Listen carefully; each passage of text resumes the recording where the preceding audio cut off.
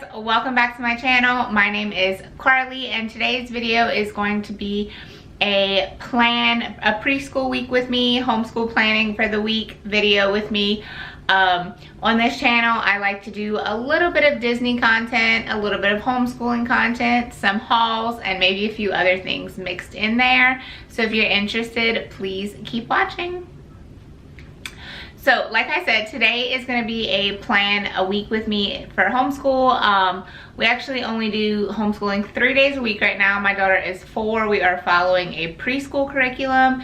You do not need to follow a preschool curriculum. You just don't. If you want to do preschool homeschool, there's loads of free things that you can find online. For me, the curriculum was more of, I wanted to see how a curriculum was set up. I wanted to kind of go through it, learn, and see if we would commit more down the road. Spoiler alert, we are. I already have all of our kindergarten curriculum stuff in, and we are ready to go for kindergarten next year. But I really wanted a curriculum because I wanted to know, in our state, your child has to legally be enrolled in school or homeschool, some type of schooling by age 5. My daughter will be 5 over the summer. So I just wanted to try out pre-K with the curriculum to see how that worked for us. But check your state. Your state might be different. If you don't want to do anything formal for pre-K and you want to wait for kindergarten because your child doesn't have to be registered until 1st grade, then maybe that's something you prefer to do. All that to say, you do not have to use formal curriculum for pre-K. We chose to do so. So let's just get into the video and I'm going to show you guys how I plan those few days out. So first things first, I grab the curriculum. So this is Blossom and Root Early Years Volume 2 2nd edition. And honestly, it's always kept open, and I'm gonna flip to our current week. So this is last week. Now I need to flip to the next week.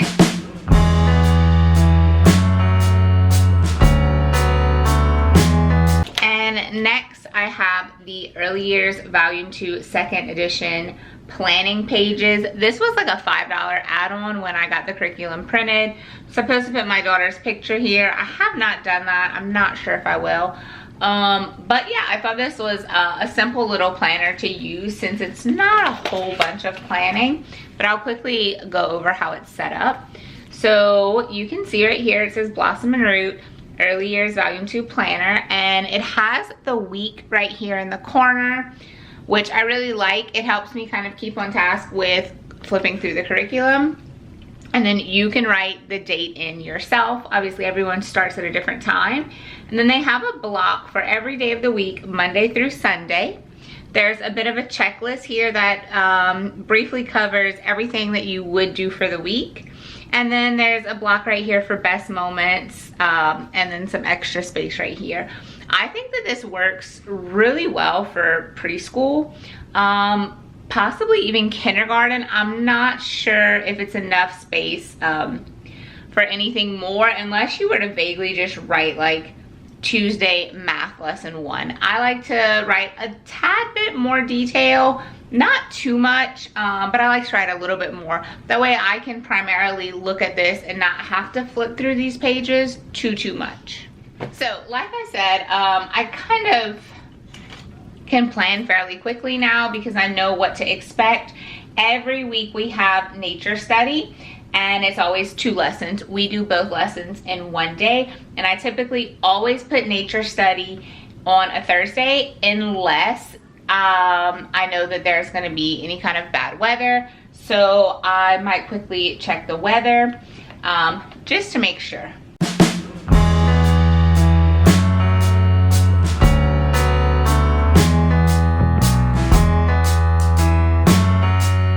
Thursday looks like a good day. I'm gonna quickly read the description for nature study. This is actually a lesson that we've done before.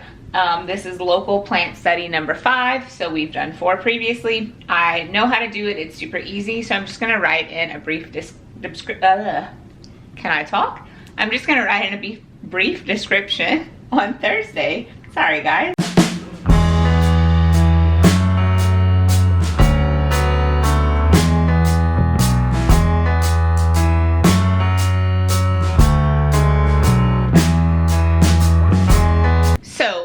much what we do for the plant study is you go outside together, you stay pretty close to your home, your neighborhood. You might have to go a little bit further out for your home since this is number 5, depending on, you know, what kind of plants you have at home. You just observe it. You look at it, you see where it's at. You can take pictures with your phone or a camera. You can gather a sample, maybe like if something has fallen. It does say to do it responsibly, so you don't want to really, you know, uproot anything or do anything crazy. And also make sure to say that do not gather from a protected area. Talk about the plant some more. What kind of area is it growing in? Examine the plant. You know, the basics. Go through everything you can. Can you see any seeds or pollen in it, etc. And then the second lesson is to either print out the picture or draw the picture and label it. And then you can do that however you want. Sometimes we print out a picture and my daughter labels it. I write it first, she copies, or I write it, or she draws it, or you know, you can have fun with it. It does not have to be perfect. And all of that is put inside of a nature notebook. Nature notebook stays in the same place every week. So on Thursday, we're gonna do our local plant study, observe, draw, label. Perfect, I have this section completely written already. We're gonna go into the math section. Math always has 3 lessons and I don't always go in order. I look at them and I see which one fits in easy. So I can already see that lesson 3 is oral counting up to 20. That's something that's very quick. That's something we can really do anywhere. It's something that my daughter is good at. I'm gonna hurry up and add this on Wednesday because Wednesday is a shorter day. We don't do homeschooling in the morning because I work in the morning. So I'm gonna write that in because that's super easy and quick.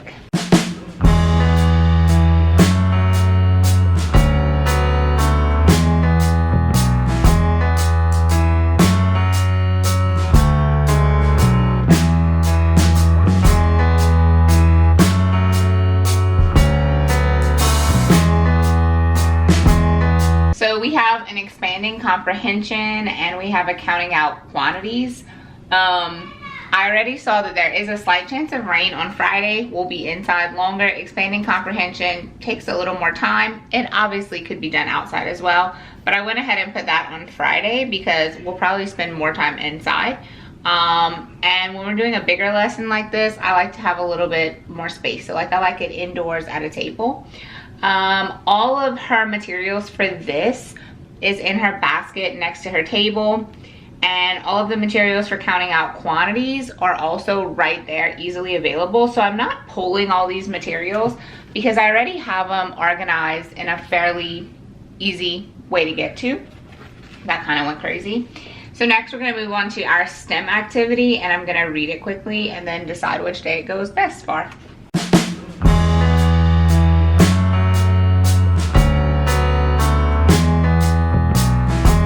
So this week's STEM activity is to build a fairy house. That's something I want to do outside. I'm going to go ahead and put that on Thursday because we're already going to be outside doing our local plant study. And for the STEM activity, it actually says to gather things like sticks, twigs, leaves, and one of her math activities is to count out quantities to given numerals. So those things actually are gonna flow so well together. So I'm gonna put it all together. We'll look at plants. Maybe we'll find some pieces of the plant broken off that we can gather for our fairy house. Maybe I'll give her number 5 and she can find 5 sticks close by, etc. I think that those things will all flow in really well together and we can kind of just get it done, knock it out, and she'll be having fun while gathering everything. She likes observing the plants. So I just think those 3 lessons fit great together. So we're done with the first page and we're gonna move on to our next page here. So next in our curriculum is visual arts and drama. Every week we have a picture study and then exploring artistic expression. And then we also have right next to that is music, and that is exploring music. And so I usually group these together as well because it just, again, works well together. So this week for picture study, it is Blizzard Beach by Oscar Howe.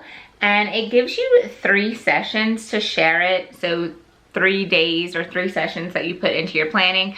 I typically only do 2 sessions and then I do the art project at the bottom. Some people actually only do 1 session. They make it a little bit longer and they do the art project at the bottom the same time. Do whatever works for you. I usually like to do 2 sessions.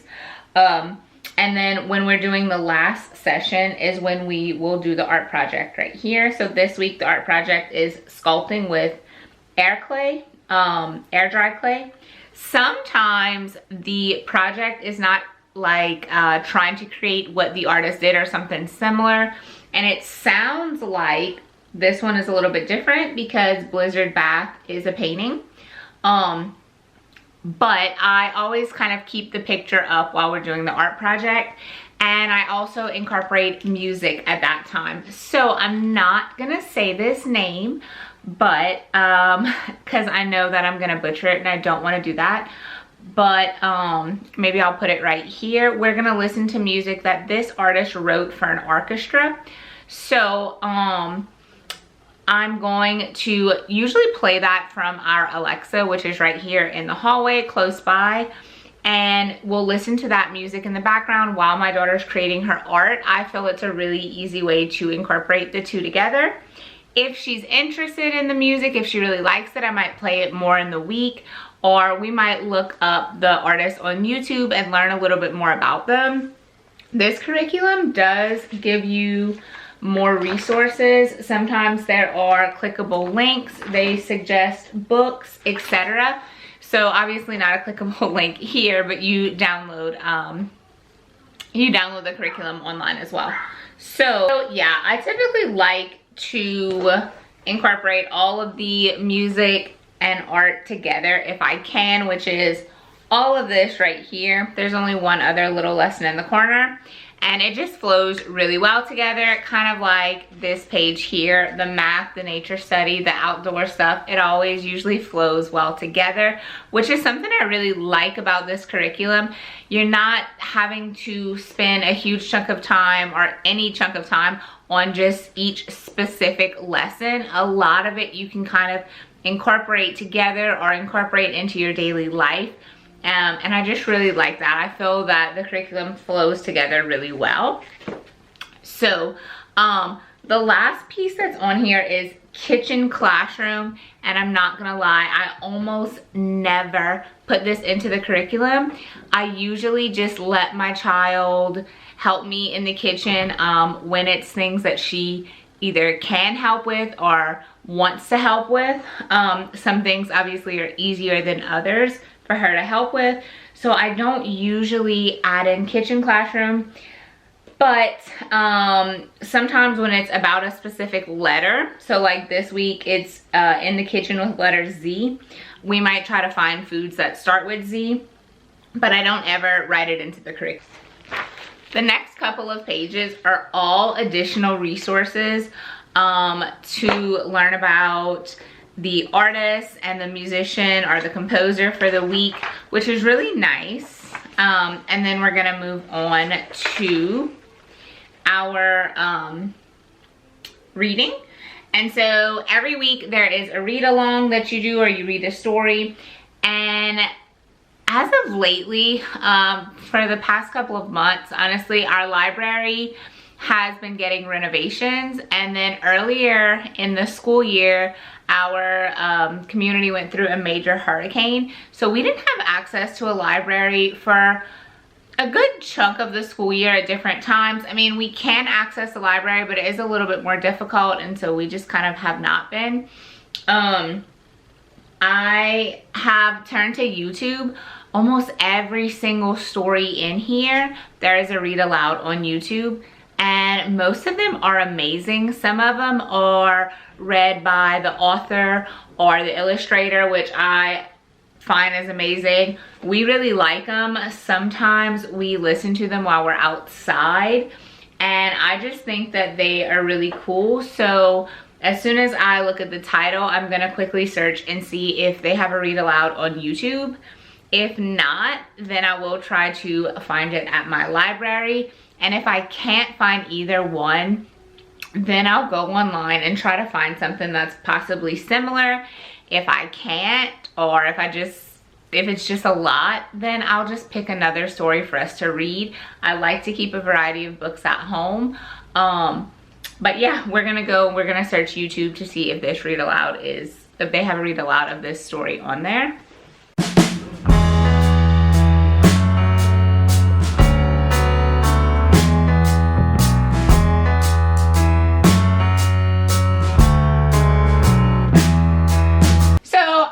Went ahead and I found the read aloud on YouTube. This week's story is My Daddy Ma Wears a Sari, and I'm not quite sure that I'm pronouncing that correctly, so I apologize if I'm not.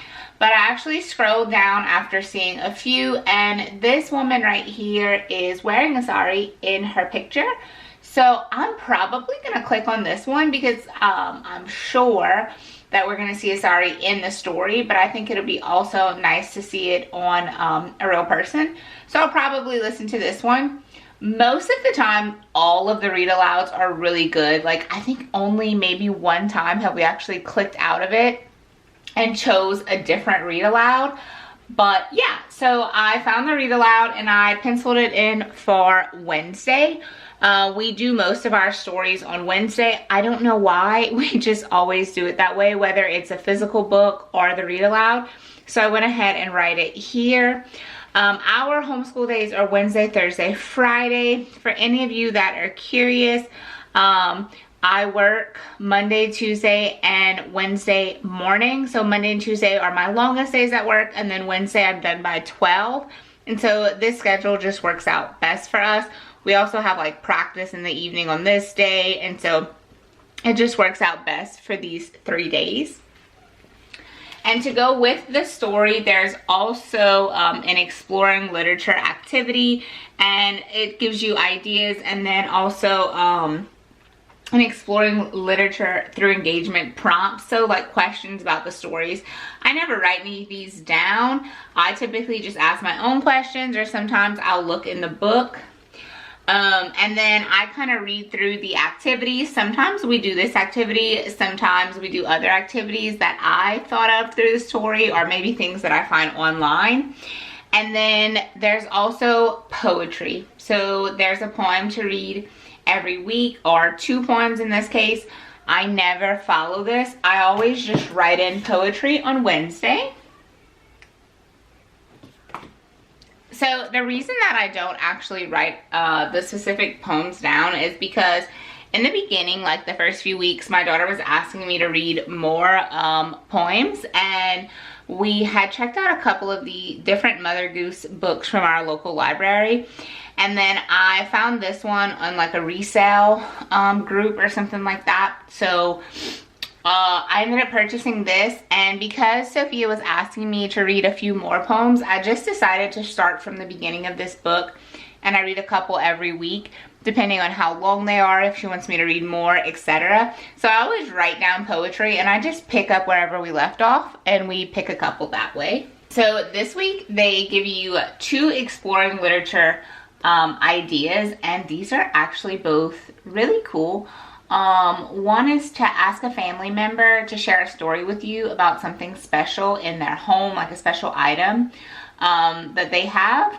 And then another one is to use dictionaries or Google Translate to learn words from various family members in other languages. So like you can look up grandmother in different languages and see how they say grandmother. I really like that. Google Translate seems to be the most accurate for us with Spanish translations. My husband is from Honduras, and I do occasionally use Google Translate to communicate with one of my sister-in-laws when we're texting, and it seems to work really well. So we do typically use Google Translate with good luck. I'm gonna go ahead and write in those 2 activities for the day after the story. Usually I do separate the activity and the story.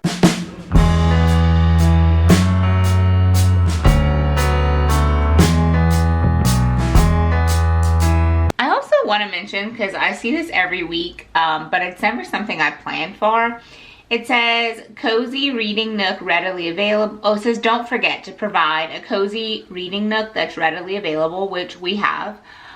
Books where your child can access them on their own. So again, we have that. Regular visits to the library. Like I said, we aren't going to the library as much, but we do meet up with a play group on Thursdays, and we rotate between the library and the park.